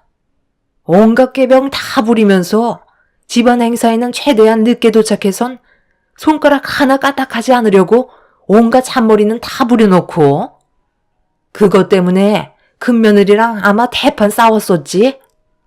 지금은 서로 똘똘 뭉쳐서 지내긴 하지만 예전에는 폭풍이 한번 휘몰아친 적도 있잖아. 내가 말은 안 했지만 너희들 하는 거 보면 초등학생 수준보다 못했었다. 이래도 막내 며느리한테만 문제 있다고 얘기할 거니? 너희들이 보는 시선과 내가 보는 시선이 다르다는 걸 여기서 알 수 있는 거야. 나이가 몇인데 언제까지 애들처럼 행동할 거니? 솔직히 막내 동서는 어머님 댁에 오면 손가락 하나 까딱하지 않고 휴가를 온 것처럼 쉬고 있잖아요. 머리만 대면 잠드는데 그 모습이 저희가 봤을 때 좋겠어요? 제가 막내였을 때는 정말 상상조차 하지 못했었다고요. 웃기고 있네. 네가 제일 심했어. 막내 며느리가 머리만 대면 잠드는 건 임신했으니까 당연한 건데 그게 뭐가 잘못됐다는 거야? 너는 임신했을 때나 안 했을 때나 우리 집에만 오면 잠만 퍼질러 자놓고 막내 며느리한테 그게 할 말이냐? 여기에서 잠이 제일 많은 게 너 아니야? 정신없이 밥 먹다가 갑자기 졸았으면서 누가 누구한테 잠이 많다고 하는지 모르겠네. 내가 봤을 때 우리 집안에 들어온 며느리 중에 막내가 제일 정상처럼 보이는데 쓸데없는 걸로 막내 잡을 생각하지 말아라. 새형님들이 하나같이 불만을 꺼내놓으면 시모가 대신해서 저를 막아주고 계셨어요. 정말 감사했었죠. 그런데 형님들의 과거를 들어보면 정말 가관도 아니었습니다. 저와는 비교도 안 될 정도로 엄청난 개성을 가지고 있었죠. 새형님들은 아무 말도 하지 못한 채 방으로 들어가려는 저를 노려보면서 상당한 불만을 가지고 있다는 걸 알 수 있었어요. 형님들이 원하는 방향대로 제가 따라가게 되면 이용만 당하게 되고 저를 만만하게 생각할 것 같아 확실하게 제 입지를 다지는 게 좋을 거라 판단했었습니다. 남편은 과일이 올라가 있는 접시를 가지고 방으로 들어오더니 저를 걱정하고 있었어요. 남편은 이미 새 형님들의 성격들이 어느 정도인지 대충 파악을 하고 있었기 때문에 혹시라도 저에게 피해가 올까봐 걱정을 하고 있었습니다. 저도 임신을 한 몸이었기 때문에 걱정이 되긴 했었지만 그래도 끌려다닐 마음은 전혀 없었네요. 그렇게 부산했던 토요일이 지나고 일요일 아침에 저도 묵묵히 형님들 옆에서 일손을 도우며 식사 준비를 하고 있었는데 셋째 형님이 저에게 국자 하나와 그릇을 내어주더라고요. 그리곤 뒷마당에 가서 된장 좀 퍼오라고 시켰죠. 그 정도는 어려운 게 아니었고 식사 준비를 하고 있었기 때문에 아무 말 없이 뒷마당으로 가서 된장이 들어있는 장독을 열려고 한 순간 미끄러지면서 발목을 삐끗하는 사고가 발생이 되었습니다. 바닥을 자세히 보니 무언가 알 수 없는 미끄러운 게 바닥에 묻어 있었어요. 냄새를 맡아보는 순간 기름이라는 걸 알 수 있었고 제가 힘겹게 일어나 현관문을 열고 들어가자 넘어지면서 흙투성이가 된 모습을 마주하게 된 남편이 어떻게 된 거냐며 경악을 하고 있었습니다. 이미 발목은 심하게 부어있는 상태였고 당장 병원으로 가봐야겠다며 저를 급하게 업었는데 주방에서 새 형님들이 저를 째려보면서 아주 얄미운 미소를 띠고 있더라고요. 그때 확실하게 알 수 있었고 시부모님께서는 저와 뱃속의 아이를 걱정하고 계셨습니다. 그렇게 남편의 도움으로 병원에 도착해서 치료를 받게 되었는데요. 다행히 뼈에는 이상이 없고 인대가 늘어나서 한동안 깁스를 해야 되는 상태였습니다. 그렇게 다시 시댁으로 돌아왔는데 발목에 깁스를 한 모습을 본 시부모님께서는 걱정을 많이 하셨지만 새 형님들은 달랐습니다. 그러니까 항상 조심해야지.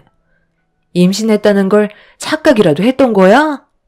어떻게 거기에서 넘어질 수가 있는 거지? 제가 일부러 넘어졌다는 건가요? 셋째 형님이 된장 좀 퍼오라고 시켰잖아요.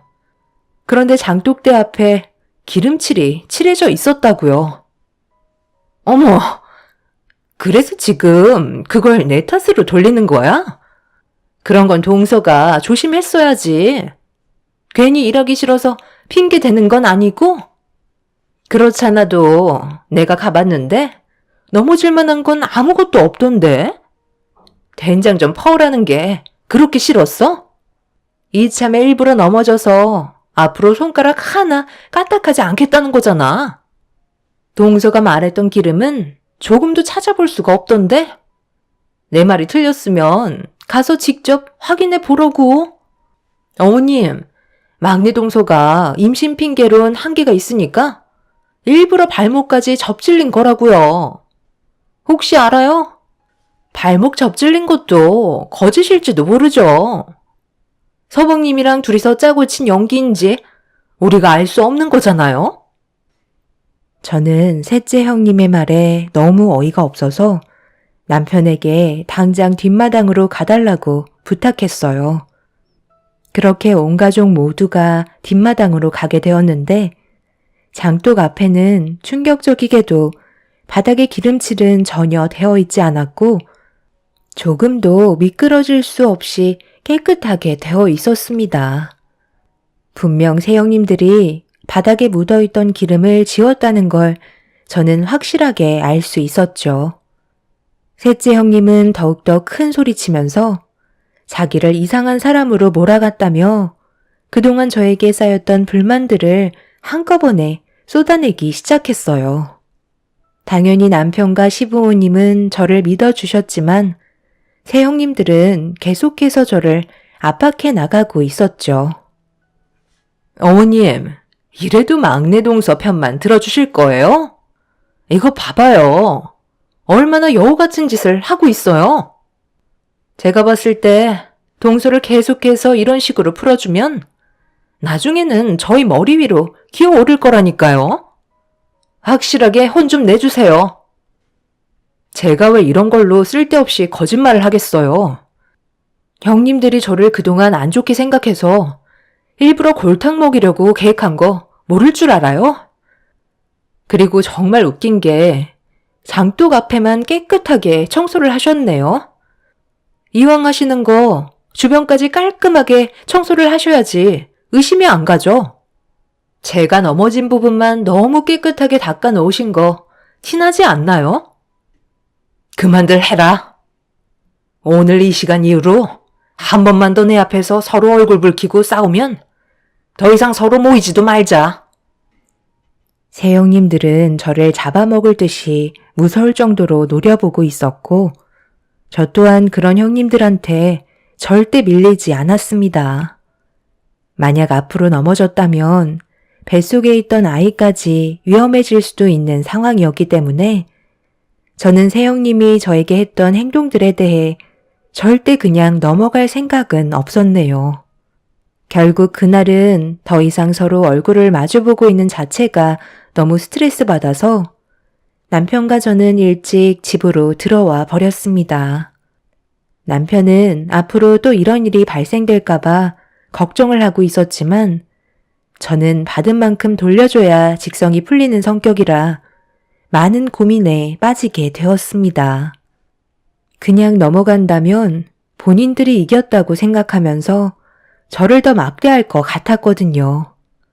그렇게 저는 또 다른 계획을 세웠고 다음번에 시댁에 가게 됐을 때 새형님들의 실체를 꼭 밝혀내길 결심하게 되었죠. 몇 달의 시간 동안 저는 꾸준하게 치료를 받으면서 다쳤던 발목을 다시 회복시켰고 다가온 명절에 정상적으로 걸어서 시댁으로 들어갈 수 있게 되었어요. 이미 새형님들은 뭐가 그리 좋은지 주방에서 웃고 떠들면서 음식 준비에 한창이었어요. 시부모님께서는 저희 부부를 반갑게 맞아주셨고 저는 남편과 함께 방에 들어가 짐을 풀고 거실로 나왔습니다. 형님들은 저를 보자마자 침묵을 유지하면서 음식을 준비하고 있었는데 둘째 형님이 저보고 가까이 오라며 손짓을 하고 있었네요. 그리곤 임신한 귀한 몸이니 최대한 편하게 음식 준비해야 되지 않겠냐며 재료 손질을 하라고 마늘과 양파를 한 무더기 안겨주었고 새형님들의 눈에 안 보이는 곳에서 손질하라며 주방에서 내쫓았습니다. 거기까지는 참을만 했어요. 몇 달 만에 시댁에 온 거기 때문에 들어오자마자 얼굴 붉히고 싶지 않았습니다. 그렇게 거실로 나와 마늘과 양파를 다듬고 있는데 눈이 맵긴 했지만 참을만 했고 제가 혼자서 재료 손질을 하고 있자 시부모님과 남편이 옆에서 일손을 도와주었네요. 그런데 그 모습을 보고 있던 첫째 형님이 뭐가 또 불만인지 시모께 재료 손질 도와주었다고 짜증 섞인 목소리로 시모한테 화를 내기 시작했어요. 하지만 시모는 아무런 반응도 하지 않고 묵묵히 재료 손질을 하셨네요. 첫째 형님은 저를 도와주고 있다는 걸 마음에 들어하지 않았는지 계속해서 궁시렁거리며 형님들과 험담을 하고 있었습니다. 안 좋은 말들이 거실에까지 들려오자 남편이 참다 못했는지 자리에서 일어나 주방으로 들어가려 하길래 남편의 손을 잡으며 일단 참으라고 신호를 주었습니다. 시부모님께서는 한 가족이 되었으면 서로 헐뜯지 말고 잘 지내야 하는데 어떻게 다들 똑같을 수 있는지 이해할 수 없다며 저를 보면서 고생이 많다고 한숨을 쉬셨습니다. 그렇게 또다시 시작된 안 좋은 감정들을 가지고 설 명절을 보내고 있는데 모두가 한자리에 앉아 얼굴을 마주보며 식사를 하고 있던 그때 밥상 앞에서 셋째 형님의 한마디가 엄청난 파장을 불러 일으켰습니다. 어머님, 이제 막내 동서도 안정기에 접어들었으니까 일 좀 시켜도 되죠? 그때는 최대한 안정을 취해야 된다고 하셨는데 지금은 그렇게 하지 않아도 되잖아요. 저 임신했을 때 이 정도까지는 아니었다고요. 오늘은 동서도 똑같이 일을 시켜야 되겠어요. 그리고 어머님이 동서를 너무 감싸고 돌수록 저희는 어머님한테도 안 좋은 감정이 생길 수밖에 없다고요. 너희들은 왜 막내 며느리를 못 잡아먹어서 한달인 거야? 텃세 부리는 것도 정도껏 해야지. 언제까지 이런 식으로 나올 건데? 지금까지 버릇없이 했던 행동들에 대해 전부 머리 숙여 사과하고 그리고 우리가 시키는 거 토달지 않고 무조건 받아들여야 평화가 찾아올 것 같은데요? 생각해보세요. 저희는 셋이서 똘똘 뭉쳐 지내는데 막내 동서만 차별을 한다는 건 그만큼 저희와 동서 사이에 문제가 있다는 거 아닐까요? 어느 쪽이 잘못된 것 같으세요? 동서가 저희 집 식구가 되기 전에는 어땠는데요? 평화롭지 않았나요? 그런데 지금 집안 꼴을 보세요. 동서 하나 잘못 들어와서 집안이 말이 아니에요. 스트레스는 또 얼마나 많이 받는 줄 아세요? 어머님이 확실하게 중심을 잡고 막내 동서를 잡아주셔야 저희가 교육을 똑바로 시킬 수 있는 거라고요.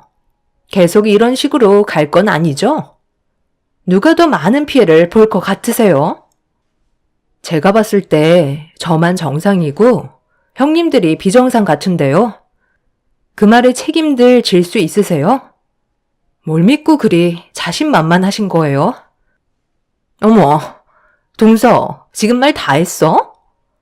어디서 형편없는 집안이 굴러 들어와 놓고 지금 우리 보고 비정상이라는 말이 나와? 나랑 한번 해보자는 거야? 막내면 막내같이 굴어야지. 어디서 맏며느리로 행동하려 들고 있어? 동서가 이래서 혼나는 거야. 셋째 형님은 시부모님 보는 앞에서 자기 앞에 있던 국그릇을 제 얼굴에 던져 부어버렸어요. 다행히 대화를 주고받는 동안 어느 정도 식었는지 크게 뜨거운 건 아니었지만 저희 엄마가 명절날 시댁에 인사드릴 때 입고 가라고 사주셨던 인부복이 전부 다 망쳐버리자 더 이상 새형님들을 사람으로 상대하는 건 안 될 것 같아 숟가락을 든 뒤 새형님들한테 나이를 먹었으면 어른답게 행동 좀 하라고 한 대씩 쥐어 막으려는 순간 시모가 제 숟가락을 뺏으시더니 직접 형님들을 훈계하셨네요. 새 형님들의 머리를 강타한 순간 숟가락은 휘어졌고 머리를 맞아서 고통스러운지 비명을 지르며 뭐 하시는 거냐고 소리를 지르고 있는데 남편이 밥상 위에 캠코더를 올렸습니다. 순간적으로 정적이 흐르더니 모두들 캠코더에 집중을 했고 저는 오늘만큼은 조용히 넘어가고 싶었지만 형님들이 시부모님 앞에서 보인 행동들과 제가 받았던 상처에 대해 그냥 넘어갈 수 없을 것 같다며 재생 버튼을 눌렀습니다. 그리고 잠시 뒤 캠코더의 화면에 세영님이 나오는 순간 셋 다 모두 경악을 하고 말았네요. 이번 명절에 버릇없는 막내 동서를 아주 골로 가게 만들어야 되겠어. 함께 동참해 줄 수 있는 거지? 그런데 이건 너무 위험하지 않아요? 그러다 정말 큰일이라도 나면 어쩌려고 그래요. 저번에도 솔직히 너무 위험했었다고요. 다행히 뒤로 넘어져서 발목만 다친 거지. 앞으로 넘어졌다면 유산됐을 수도 있었다고요. 그런데 방금 형님이 말한 계획은 그때보다 더 큰 문제를 일으킬 게 뻔한데 꼭 이렇게까지 해야 돼요? 나중에 저희한테 무슨 문제라도 생기면 어쩌려고요. 저는 너무 걱정이 돼서 이번 일은 함께하지 못할 것 같아요. 형님이 막내 동서를 얼마나 마음에 안 들어 하는지는 알겠는데요. 만약에 이런 계획이 저희가 했다는 게 밝혀지기라도 한다면 그땐 오히려 저희 앞날에 문제가 생기는 거잖아요. 최대한 좋게 말로 풀어서 막내 동서를 우리 편으로 만들면 편하지 않겠어요? 저도 그렇게 생각해요. 만약이라는 게 있는 거잖아요. 이건 중범죄에 속할 수 있을 만큼 심각한 계획이라 너무 불안해요. 여기서 지금 우리 말고 누가 있어? 아무도 없어. 그러니까 안심해도 된다니까. 막내 동서가 목에 힘주고 다니는 꼴을 계속해서 보겠다는 거야? 나는 절대 그 꼴 못 본다고. 내가 왜 이번 여행 계획을 세웠는데 절대 우리가 했다는 걸 모르게 철저하게 준비할 거라니까.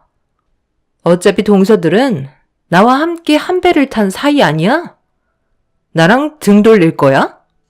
그런 거 아니면 이번 계획은 조용히 따라오도록 해. 일단 셋째 동서가 함께 모여 밥을 먹을 때 분위기를 안 좋게 만들어. 그럼 내가 그 분위기를 더욱더 고조시키다가 몸싸움을 벌일 거고, 둘째 네가 나한테 갑자기 화를 내면서 그만하라고 소리를 지르는 거야. 그 다음에 동서를 데리고 바람 좀 쐬고 오겠다면서 밖으로 나가서 뒷마당 산책길로 함께 걸어가. 최대한 긴장을 풀어줄 수 있는 말들로 상황을 만들어 가다가 내가 설치해 두었던 목적지까지 끌고 가는 거야. 그리고 막내 동서가 그걸 밟는 순간 우리의 계획은 마무리가 되는 거라고. 엄청난 고통이 뒤따르겠지만 증거도 없을 뿐더러 느낌적으로만 인지하고 있겠지. 결국 알아서 고개를 숙이게 될 거고 앞으로 저런 꼴도 보기 싫은 모습은 두 번 다시 안 봐도 되는 거라고. 시부모님은 새 동서의 계획에 엄청난 충격을 받게 되셨고 말도 안 되는 일들이 눈앞에 펼쳐지려는 준비를 하고 있었다는 거에 입을 다물지 못하고 계셨어요. 그런데 갑자기 첫째 형님이 손을 부들부들 떨더니 옆에 앉아있던 큰 시숙의 뺨에 손을 올려 붙였습니다. 둘째, 셋째 형님은 그 자리에 털썩 주저앉았고 첫째 형님은 큰 시숙한테 어떻게 된 거냐며 소리치고 있었네요. 첫째 형님이 큰 시숙의 뺨에 손을 올려 붙인 이유는 캠코더에 찍혀있던 모습을 담은 사람이 큰 시숙이었어요. 막내 동생인 저희 남편과 제가 불행해지는 모습을 보고 싶지 않았는지 저희만 빼고 새 형님의 집안끼리 여행을 갔을 때 이런 계획을 듣게 된 큰 시숙이 캠코더로 전부 다 촬영해 놓으셨던 거네요. 시숙은 첫째 형님 몰래 저희 집으로 찾아와 캠코더를 건네주시면서 도저히 함께 살아갈 수 없을 것 같다며 결혼 생활에 대해 후회를 하셨어요. 저희는 정말 큰일을 당할 뻔했지만 큰 시숙의 옳은 결정에 사고를 면할 수가 있었죠. 시부는 그 자리에서 경찰에 신고를 하게 되었고 캠코더에 찍혀있는 내용대로 뒷마당에 연결되어 있는 산책로를 걸어가 목적지에 도착을 하니 동물을 잡는 덫이 설치되어 있었습니다. 제가 그걸 밟게 된다면 아마 제 발목에는 평생 장애가 생기게 되는 순간이었죠. 그리고 엄청난 고통으로 인해 유산까지 될 수도 있는 엄청난 일을 첫째 형님이 꾸미고 있었습니다. 오로지 제가 자기 멋대로 부릴 수 없다는 이유 하나만으로 사람이 해선 안 될 행동을 저지르려 했다는 거에 엄청난 소름이 온몸을 감싸고 말았네요.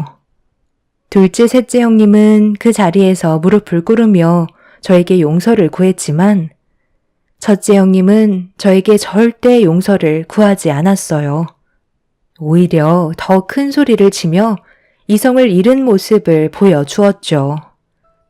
결국 세 형님들은 경찰의 조사를 받게 되었고 이런 끔찍한 일을 계획했다는 거에 엄청난 실망을 하게 된 큰 시숙은 이혼을 결정하게 되었습니다. 그리고 둘째 아주버님은 현재 별거 중인 상태라고 하네요. 모든 걸 계획한 첫째 형님과 그 뒤를 도운 형님들은 저에게 피해가 가지 않았어도 계획적인 범행을 저지르려 했다는 거 하나만으로 법적 처벌은 면하지 못했습니다. 둘째, 셋째 형님은 폭풍 눈물을 흘리면서 한 번만 용서해달라고 애원하는 바람에 아이들을 봐서 용서를 해드렸지만 첫째 형님은 끝까지 자존심을 굽히지 않으시고 잘못을 인정하지 않았기 때문에 법적으로 처벌을 진행하게 되었네요. 그날 이후 6개월의 형을 살고 나온 첫째 형님은 저희 가족 앞에 또다시 모습을 나타내었어요. 자기가 받았던 상처에 대해 똑같이 돌려주겠다며 또 한 번 난리를 치길래 접근 금지 신청을 하고 이사를 하게 되었습니다. 앞으로 2번 다시 그 사람을 만나고 싶지 않네요. 한 번만 더 저희 집안에 해를 가한다면 그땐 세상 밖으로 나오지 못하게 만들 생각입니다. 제 사연 들어주신 분들 올해도 좋은 일만 가득하시고 가족분들과 즐거운 명절 보내시길 바랍니다. 감사합니다.